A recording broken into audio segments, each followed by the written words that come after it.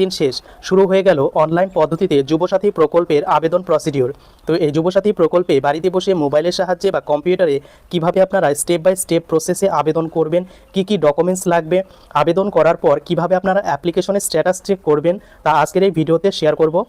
কাজেই ভিডিওটি প্রথম থেকে শেষ পর্যন্ত দেখুন এবং ভালো লাগলে অবশ্যই চ্যানেলটিকে সাবস্ক্রাইব করুন। তো প্রথমত যুবসাথী প্রকল্পের অনলাইনে আবেদন করার জন্য এই অফিসিয়াল পোর্টালে চলে আসতে হবে। অফিসিয়াল পোর্টাল dswp.gov.in, এই অফিসিয়াল পোর্টালের লিঙ্ক সরাসরি ডেসক্রিপশনে দেওয়া থাকবে, সেখান থেকে এই পোর্টালে সরাসরি চলে আসতে পারবেন।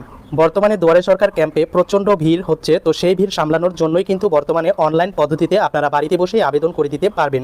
তো আবেদন করার জন্য এই পোর্টালে চলে আসার পর এখানে অপশন দেখতে পারবেন অ্যাপ্লাই বা ক্লিক টু অ্যাপ্লাই। তো এই অপশনের উপর একবার জাস্ট ক্লিক করবেন, তারপর একটু ওয়েট করবেন এবং নতুন একটি ইন্টারফেস ওপেন হবে। তো এখানে আসার পর কি ডকুমেন্টস লাগবে এবার সেটা আপনাদের সঙ্গে প্রথমে শেয়ার করে দিই। তো প্রথমে বলেছে মাধ্যমিক বা ইকুইভ্যালেন্ট অ্যাডমিট কার্ড, যেটা 300 কেবির মধ্যে কিন্তু পিডিএফ ফরম্যাটে হতে হবে, অনলি পিডিএফ ফরম্যাট কিন্তু অ্যাকসেপ্টেড। তো যাদের মাধ্যমিকের অ্যাডমিট কার্ড নেই, তো বলেছে ইকুইভ্যালেন্ট অর্থাৎ উচ্চ মাধ্যমিকের অ্যাডমিট কার্ড দিলেও কিন্তু চলবে। এরপর দ্বিতীয়ত বলা হয়েছে মাধ্যমিক বা ইকুইভ্যালেন্ট মার্কশিট বা রেজাল্ট বা তার যে সার্টিফিকেট আছে সেটা প্রত্যেকটি ডকুমেন্টস 300 কেবির মধ্যে হতে হবে এবং সেটা অনলি পিডিএফ ফরম্যাটে হবে। এরপর আপনার আধার কার্ডের কপি লাগবে এবং আপনার ভোটার কার্ড লাগবে 300 কেবির মধ্যে, আপনার ব্যাংকের প্রথম পাতা লাগবে। এরপর ম্যান্ডেটরি নয়, যদি এসসি বা কাস্ট সার্টিফিকেট থাকে তো সেক্ষেত্রে আপনার কাস্ট সার্টিফিকেট দিতে হবে। এরপর আপনার রিসেন্ট পাসপোর্ট সাইজ ফটোগ্রাফি দিতে হবে, যেটা জেপিজি বা পিএনজি ফাইল হতে হবে 50 কেবির মধ্যে। এরপর লাগবে আপনার সিগনেচার, যেটা জেপিজি বা পিএনজি ফরম্যাটে হতে হবে এবং 50 কেবির মধ্যে আপলোড করতে হবে। এরপর আপনার একটি মোবাইল নম্বর লাগবে, যেটা ওটিপি যাবে এবং অবশ্যই মোবাইল নম্বর কিন্তু আধার কার্ডের সঙ্গে লিঙ্ক থাকলে সবচেয়ে ভালো হবে। তো এই কয়েকটি ডকুমেন্টস থাকলেই কিন্তু আপনি অনলাইনে আবেদন করতে পারবেন। তো আবেদন করার জন্য এখানে দেখতে পারবেন অনেকগুলো অপশন রয়েছে। তো এখানে দ্বিতীয় যে অপশন রয়েছে অ্যাপ্লাই অনলাইন, এটার উপর একবার ক্লিক করবেন, তারপর কিন্তু নতুন ইন্টারফেস ওপেন হবে। এরপর আপনার প্রথমে মোবাইল নম্বর যেটির সাহায্যে আপনি আবেদন করবেন সেই মোবাইল নম্বরটি এন্ট্রি করবেন। এরপর আপনি যে এখানে সংখ্যাগুলো দেখতে পাচ্ছেন এগুলোকে বলে সিকিউরিটি কোড, এই সংখ্যাগুলো হুবহু এই ক্যাপচা অপশনে ফিল করবেন। তো ফিল করার পর এবার গেট ওটিপি বা সিক্রেট পিন এখানে ক্লিক করবেন। আপনাদের সামনে এই পেজটা ওপেন হবে। এখানে আপনার মোবাইল নম্বরে যে ওটিপি সেন্ড করা হবে সেই ওটিপিটি এখানে বসিয়ে দেবেন এবং ভেরিফাই পিন অপশন পাবেন, এই অপশনে ক্লিক করে আপনারা কিন্তু ভেরিফাই করবেন। এরপর চলে আসবে সম্পূর্ণ অ্যাপ্লিকেশন ফর্ম। তো এখানে 3টি প্রসেস রয়েছে, একটা বেসিক ডিটেলস, দ্বিতীয় হচ্ছে ডকুমেন্টস আপলোড এবং তৃতীয় হচ্ছে ফাইনাল সাবমিট। তো স্টেপ বাই স্টেপ প্রত্যেকটি বিষয় আপনাদের সঙ্গে ইন ডিটেলসে শেয়ার করছি। প্রথমে আপনার মোবাইল নম্বর বাই ডিফল্ট এখানে কিন্তু দেওয়াই থাকবে, এখানে আপনার আধার কার্ডের নম্বরটা বসিয়ে দেবেন। এরপর মাধ্যমিকের অ্যাডমিট কার্ডে যে নাম রয়েছে সেই স্পেলিংটা এখানে ফিল করবেন। এরপর আপনার যদি মিডিল নেম থাকে তাহলে মিডিল নেমটা এন্ট্রি করবেন এবং এখানে লাস্ট নেমটা আপনি এন্ট্রি করবেন। এরপর নিচের দিকে আপনার যে মোবাইল নম্বর যেটা ব্যাঙ্ক অ্যাকাউন্টের সঙ্গে লিঙ্ক রয়েছে সেই মোবাইল নম্বরটা এখানে বসাবেন। তো হতে পারে আপনি মোবাইল নম্বর যেটা লগ ইন করেছেন সেটা আলাদা হতে পারে এবং ব্যাঙ্ক অ্যাকাউন্টের সঙ্গে যেটা লিঙ্ক আছে সেটা কিন্তু আলাদা হতে পারে, কোনো রকম প্রবলেম হবে না। এরপর আপনার যদি ইমেল আইডি থেকে থাকে তাহলে বসাবেন, না থাকলেও কিন্তু কোনো রকম প্রবলেম হবে না। এরপর নিচের দিকে চলে আসার পর এখানে আপনার জেন্ডার সিলেক্ট করতে হবে, মেল অর ফিমেল। তো এখানে আপনি উপরে জাস্ট ক্লিক করবেন, তাহলেই এখানে কিন্তু হবে। এরপর আপনার ডেট অফ বার্থ এখানে এন্ট্রি করতে হবে। তো ডেট অফ বার্থ আপনাকে কিন্তু 1/4/2026 অনুযায়ী 21 বছর হতে হবে, তো সেই অনুযায়ী কিন্তু আপনি বসিয়ে দেবেন।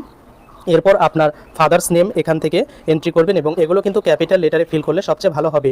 এরপর আপনার মায়ের নামটা এখানে বসিয়ে দেবেন এবং যদি আপনার হাজব্যান্ড বা স্ত্রী থাকে তাহলে তার নামটা এখানে কিন্তু বসিয়ে দিতে ভুলবেন না। এরপর এখানে আপনার ক্যাটাগরিটা চুজ করবেন, এসসি এসটি ওবিসি নাকি জেনারেল। তো আপনি যে কোনো ক্যাটাগরি এখানে সিলেক্ট করতে পারেন। তো যদি ওবিসি সিলেক্ট করেন তাহলে কিন্তু শেষে গিয়ে আপনার কাস্ট সার্টিফিকেট আপলোড করতে হবে, আর জেনারেল হলে কিন্তু আপলোড করতে হবে না। এরপর নিচের দিকে স্ক্রল করলে আরেকটি পেজ ওপেন হবে। তো এখানে আপনার ম্যারিটোরিয়াল স্ট্যাটাস সিলেক্ট করবেন, ম্যারিড নাকি আনম্যারিড, যদি আনম্যারিড হন তো সেখানে ক্লিক করবেন। এরপর বেসিক ডিটেলস রয়েছে, আপনার হাউস নম্বরটি এখানে এন্ট্রি করবেন। তো অনেকের প্রশ্ন হাউস নম্বর কোথায় পাবো, আপনার যে ভোটার লিস্ট রয়েছে সেই ভোটার লিস্টে আপনি কিন্তু আপনার বাড়ির নম্বর পেয়ে যাবেন, আর যদি সেটাও না পান সেক্ষেত্রে এখানে কিন্তু নট অ্যাপ্লিকেবল লিখে দেবেন। এরপর আপনার ভিলেজ নাম এখানে এন্ট্রি করবেন, আপনার পোস্ট অফিসটা এখানে দিয়ে দেবেন, আপনার ডিস্ট্রিক্ট এখানে লিখে দেবেন। এরপর ব্লক নাকি মিউনিসিপ্যালিটি, তো যেটি আপনার জন্য অ্যাপ্লিকেবল ব্লক হলে ব্লকের ওপর কিন্তু ক্লিক করবেন। এরপরটি আপনি এন্ট্রি করবেন। এরপর বাই ডিফল্ট ওয়েস্ট বেঙ্গল কিন্তু সিলেক্ট করাই থাকবে। এরপর নিচের দিকে এডুকেশনাল ডিটেলস ফিল করতে হবে। তো কোন বোর্ড থেকে পাস করেছেন সেই ড্রপডাউন মেনু থেকে আপনি সিলেক্ট করবেন। এরপর আপনার রোল এখান থেকে সিলেক্ট করবেন, যদি নম্বর আলাদা থাকে তাহলে নম্বরটি এন্ট্রি করবেন। অনেক ক্ষেত্রে দেখা যায় রোল নম্বর এক জায়গায় থাকে, তো সেক্ষেত্রে এক জায়গায় লিখে দেবেন, আর নম্বর করে যদি এক্সট্রা থাকে তাহলে কিন্তু নম্বরটা আলাদা লিখবেন। এরপর কত সালে পাস করেছেন সেই নম্বর কত সাল সেটা কিন্তু লিখে দেবেন।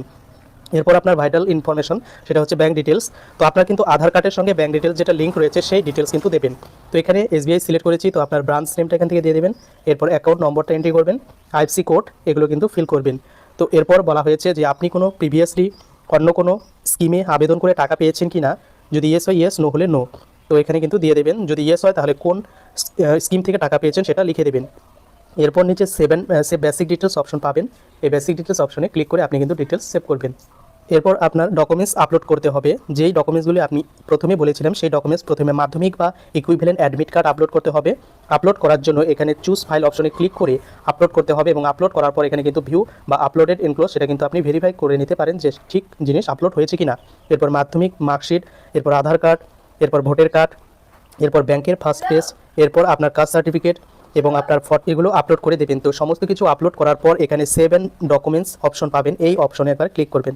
এরপর চলে আসবে ফাইনাল সাবমিটের অপশনে। তো এখানে সেলফ ডিক্লারেশনের নিচে টিক চিহ্ন দিয়ে দেবেন এবং সমস্ত কিছু টার্মস অ্যান্ড কন্ডিশন অ্যাকসেপ্ট করার পর নিচে ফাইনাল সাবমিট অপশন রয়েছে, এই ফাইনাল সাবমিটে একবার ক্লিক করবেন। এরপর আপনার অ্যাপ্লিকেশন আইডি জেনারেট হবে এবং অ্যাপ্লিকেশন আইডিটি কপি করবেন বা স্ক্রিনশট করে নেবেন এবং অ্যাপ্লিকেশন ফর্ম অপশনে ক্লিক করে আপনি কিন্তু আপনার অ্যাপ্লিকেশনটি ডাউনলোড করে নেবেন। এরপর কীভাবে স্ট্যাটাস চেক করবেন সেটাই দেখাচ্ছি। অ্যাপ্লিকেশন সাবমিট করার পর আবার এই পেজে চলে আসবেন। এই পেজে চলে আসার পর এখানে চেক স্ট্যাটাস অপশন পাবেন, এই চেক স্ট্যাটাস অপশনে একবার ক্লিক করতে হবে।